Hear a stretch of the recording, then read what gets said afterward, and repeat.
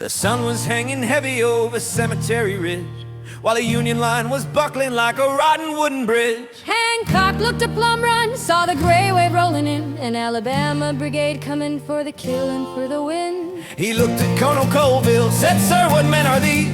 "The 1st Minnesota, sir," came the answer on the breeze. Hancock pointed to the colors, the stars and bars so bright. He said, "Take those flags, Colonel, we need 5 minutes for the light." No time for a prayer, no time to say goodbye. Just 262 souls ready to die. They didn't fix their bayonets, they didn't ask the cost. They just ran into the furnace so that they would not be lost. Charge Minnesota down the bloody slope, the final thin thread of the Union's dying hope. With the thunder in their boots and the lightning in their eyes, they paid the 5-minute price beneath the Pennsylvania skies. They went in as a regiment, they came back as a few, the bravest sons of the North that the Valley ever knew.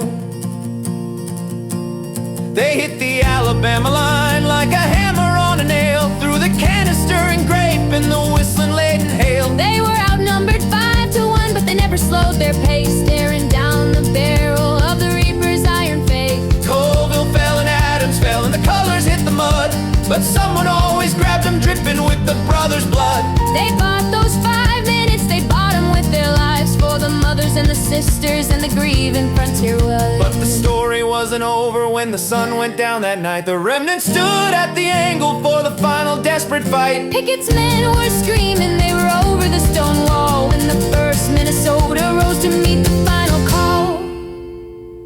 In the chaos of the hand-to-hand, in the smoke and in the roar, Private Marshal Sherman settled up the final score. He lunged into the thick of it where the Virginia silk did fly, and he wrestled down their colors neath a black and burning sky. The 28th Virginia lost their banner in the fray, Captured by a tailor on that hot July day. 82% were gone, left upon the grass, but they held the line in iron and they wouldn't let them pass.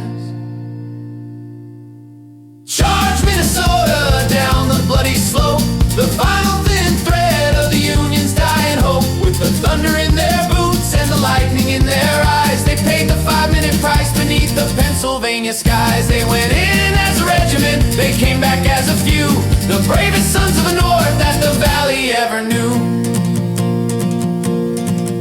They still have the flag in the halls of St. Paul, A trophy of the courage that stood against them all. the 5-minute price paid in full. 1st Minnesota